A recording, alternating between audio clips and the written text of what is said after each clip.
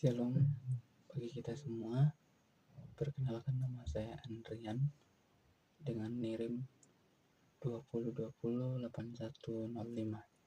Di sini saya akan menjelaskan tentang feminisme dari sisi psikoanalisis, yang kemudian ada salah satu tokoh yang memaparkan feminis psikoanalisis ini, yaitu yang bernama Sigmund Freud. Nah, dari pembahasan kita ini tentu kita harus tahu apa yang dimaksud dengan feminis terlebih dahulu. Setelah kita tahu feminis, baru kita masuk ke dalam apa yang dimaksud dengan psikologi. Setelah itu kita akan gabungkan kedua ini, apa sebenarnya yang ingin digambarkan oleh Sigmund Freud dengan mengaitkan teorinya tentang psikoanalisis digabung dengan feminis. Nah, feminis sendiri itu merupakan suatu gerakan perjuangan kesetaraan hak dan kesempatan bagi wanita untuk berbagi dalam berbagai bidang kehidupan seperti politik, ekonomi, bahkan budaya serta pendidikan juga. Feminis kemudian juga masuk ke dalamnya. Nah, itu yang dimaksud dengan feminis.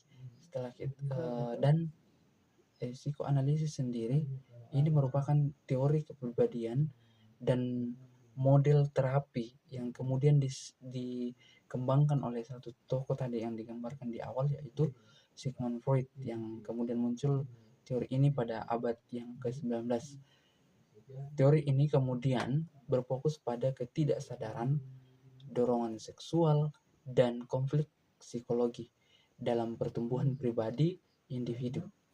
Jadi feminis psikoanalisis ini merupakan aliran feminis yang kemudian menggunakan teori psikoanalisis yang ditawarkan oleh Freud untuk menganalisis bagaimana potensi wanita dalam masyarakat serta bagaimana kontribusi dari gender dan seksualitas terhadap terbentuknya proses psikologis. Nah, Sigmund Freud ini kemudian dia ini sebagai pendiri psikoanalisis, dia kemudian memperkenalkan beberapa konsep dalam psikoanalisis, yaitu yang pertama kompleks Oedipus, di mana ini adalah di mana anak laki-laki merasa cemburu terhadap ayahnya dan berusaha untuk mengambil tempat di hatinya, di hati ibunya. Nah, begitupun sebaliknya, seorang perempuan mengalami apa yang disebut sebagai kompleks Elektra, di mana mereka merasa inferior karena tidak memiliki penis dan mengarah pada penis envy atau kecenderungan terhadap laki-laki. Nah, konsep yang kedua yang ditawarkan oleh Freud yaitu inferioritas perempuan, di mana Freud berargumen bahwa kesetaraan gender berakar dari pengalaman psikologi perempuan yang merasa inferior karena kekurangan penis. Ia kemudian menyatakan bahwa perkembangan identitas feminis ia mengatakan bahwa perkembangan identitas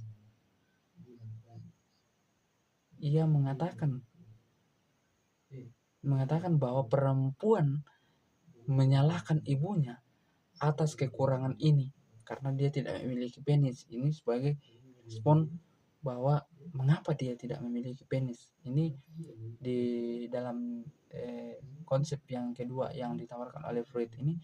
Kemudian inilah yang kemudian mempengaruhi perkembangan identitas feminin mereka. Nah, kemudian Freud menawarkan konsep yang berikutnya, yaitu konstruksi gender. Nah, menurut Freud sendiri, identitas gender dibentuk melalui proses dengan ayahnya.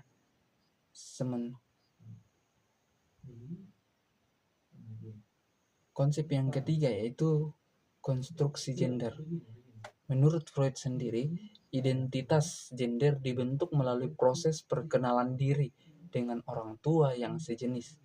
Anak laki-laki mengidentifikasi dirinya dengan seorang ayah, sementara seorang perempuan cenderung mempertahankan hubungan dengan yang lebih dekat dengan ibu mereka. Perempuan kemudian cenderung mempertahankan hubungan yang lebih dekat dengan ibu mereka. Ini kemudian berkontribusi pada pemahaman mereka tentang peran gender dalam masyarakat.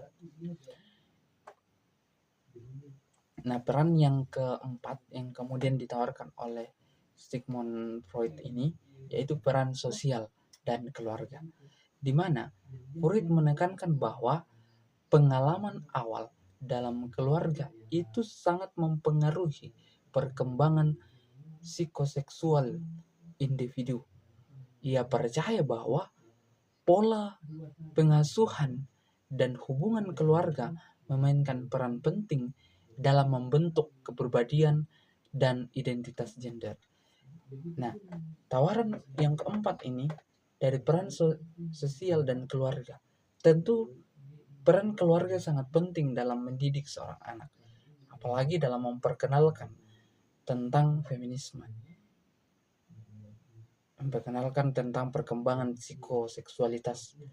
Nah, keluarga ini memiliki peran penting dalam pembentukan karakter seorang anak perempuan, sehingga mereka dapat membentuk identitas mereka dengan baik serta membentuk kepribadian dan identitas gender yang pas. Feminis psikoanalisis ini kemudian memiliki beberapa pokok pemikiran yang mendasari tentang teori feminis psikoanalisis ini, di mana yang pertama, pengalaman masa kecil. Penindasan perempuan dipahami sebagai hasil dari pengalaman masa kanak-kanak mereka, di mana anak-anak menginternalisasi peran gender yang diajarkan oleh masyarakat.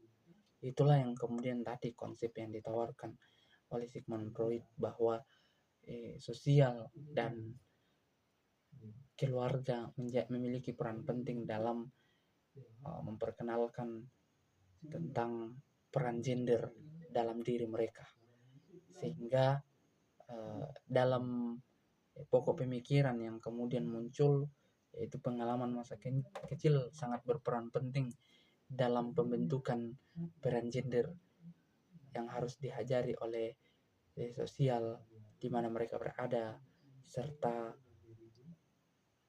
orang tuanya sendiri.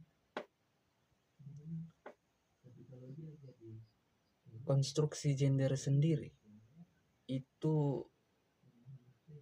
menjadi pemikiran yang kedua, yaitu konstruksi gender. Gender bukan hanya dengan perbedaan biologis saja, tapi juga tentang bagaimana masyarakat membentuk dan memperhatikan peran gender. Bahwa masyarakat harus memperhatikan dalam lingkungan di mana mereka berada bersama dengan anak-anak mereka. Bagaimana mereka memperkenalkan, kemudian bagaimana mereka beradaptasi dengan peran-peran gender dari diri mereka. Feminis psikoanalisis ini kemudian dia berusaha mengubah pola pengasuhan dan hubungan keluarga yang kemudian memperkuat stereotip gender. Nah, artinya bahwa peran feminis psikoanalisis ini ingin mengubah pengasuhan dan hubungan antar keluarga dengan kemudian bagaimana keluarga memperkenalkan gender sehingga mereka tahu bahwa ternyata gender ini seperti ini. Nah, peran psikologi dalam pendekatan ini dalam pokok pemikiran yang ketiga, yaitu peran psikologi. Nah, pada pendekatan ini kemudian menekankan bagaimana kebutuhan psikologi yang mendasari perilaku dominasi laki-laki dan ketidakberdayaan seorang perempuan. Ini yang kemudian terjadi dalam masyarakat.